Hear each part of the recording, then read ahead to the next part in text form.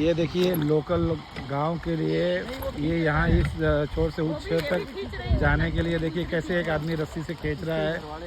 और ये सिर्फ गांव वाले यहाँ से लोकल आ जा सकते हैं।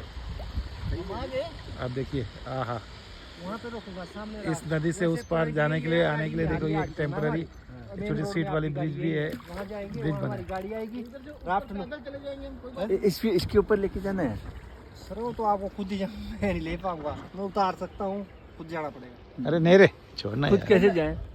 जैसे हो गए